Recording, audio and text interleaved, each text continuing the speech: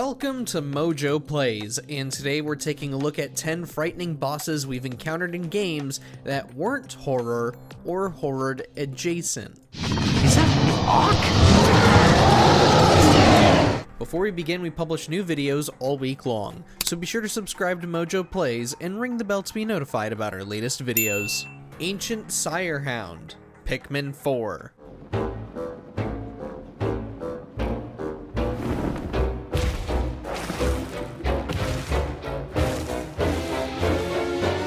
Aside from the Dandori battles, Pikmin 4 evokes much of the peaceful, calming moods of previous games. Some boss battles will spike your stress levels a bit, but the real terror comes in the form of one giant puppo known as the Ancient Sire Hound. Despite his shaggy dog appearance, the Sire Hound's piercing red eyes indicate a more violent demeanor is about to unfold. The beastly canine utilizes some fierce elemental attacks and will give you little time to react and counter his abilities. Hope you've refined your Dandori skills enough.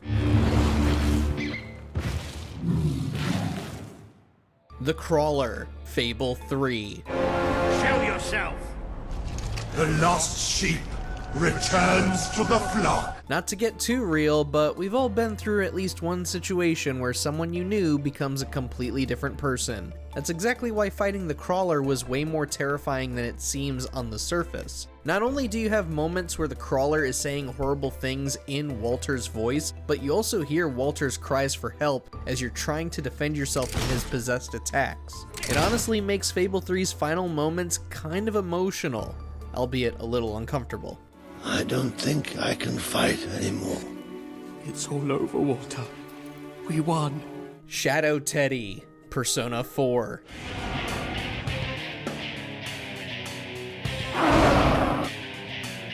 There was already something off about Teddie when we first met him in the Midnight Channel. Though he is a good egg, his shadow counterpart may as well be a demon straight out of hell, or Five Nights at Freddy's. In addition to the hateful things he says, Shadow Teddie has a traumatizing appearance with his shattered face, hollow stare, and roaring. Even after emerging from this battle okay, this darker version of Teddie has forever burned itself into our minds. Jacques, Spyro the Dragon.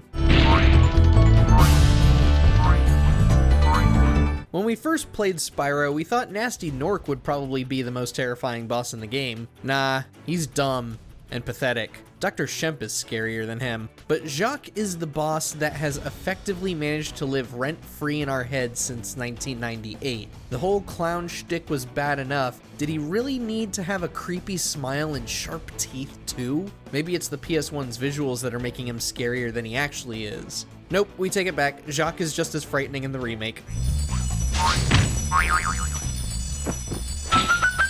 Mimi, Super Paper Mario.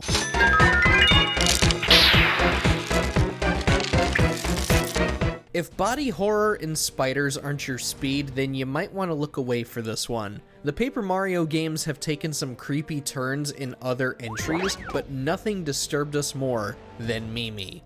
Until the boss fight against her, Mimi has put on this troublesome little girl persona, but when she finally decides to try and stop Mario once and for all, everything turns garish quick. Only way this could have gotten worse is if she started skittering around at top speed. For some of us, that head turn was enough to turn the Wii off for a few hours, or maybe a few days.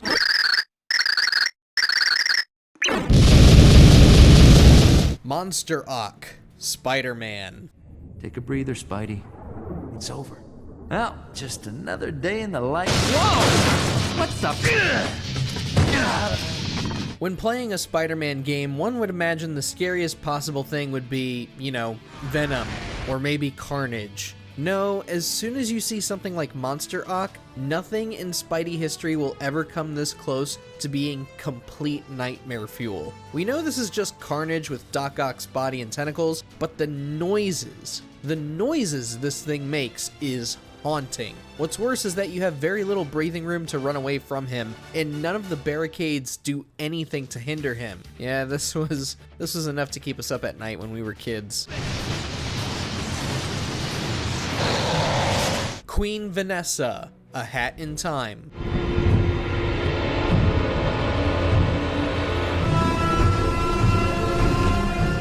Though Shadow Teddie managed to instill fear with his chilling gaze, A Hat in Time takes that stare a step further with Queen Vanessa. As you explore the manor, Queen Vanessa's ghostly shadow will stalk the halls and rooms, searching for you as you attempt to escape. It isn't enough to just avoid whatever room she's in. Some interactions will alert her and cause her to head straight for the room you're hiding in. Your only means of defense is to hide or run away. Either way, this whole section was a complete left turn from A Hat in Time's overall cute and lighthearted nature.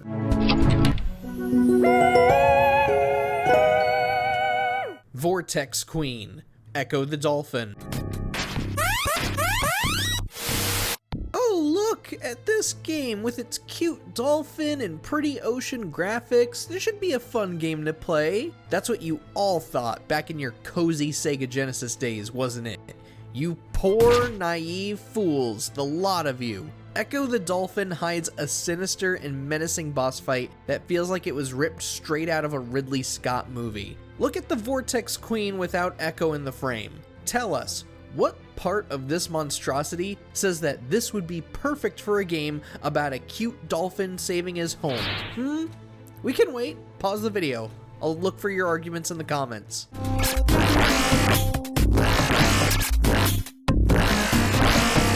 Giygas, Earthbound. If you have ever heard of Earthbound, you almost immediately think of the popular fan theory about Giygas being an unborn fetus because of the background during his boss fight. Thing is, that isn't exactly the reason why he's so terrifying. Be afraid of the Rorschach test on display all you want, but the real terror is in how Giygas doesn't exactly have a character model. The repeated tile pattern on display sort of indicates he's practically an alien entity more than anything else, a being greater than anything beyond our comprehension. A truly unexpected sight in a game about kids fighting dogs, robots, and sentient semi-trucks.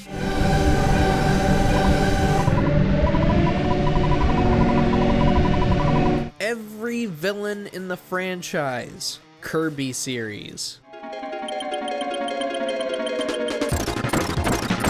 We're not quite sure what Masahiro Sakurai and his successors have been smoking, but every single Kirby game ends with some of the most disturbing boss fights imaginable. Since 1992, every single Kirby game has ended with a literal nightmare, with villains like Marx, Zero, Dark Nebula, Void Termina, and many, many, many more. For a cutesy franchise such as this, these final bosses have often taken the franchise into a sudden, more twisted direction. Admittedly, it does help every Kirby game stand on its own in presentation and impact, so maybe going this hard is for the best?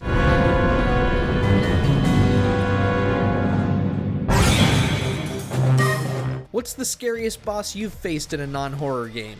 Did it make our list? Let us know down in the comments, and be sure to subscribe to MojoPlays for more great videos every day.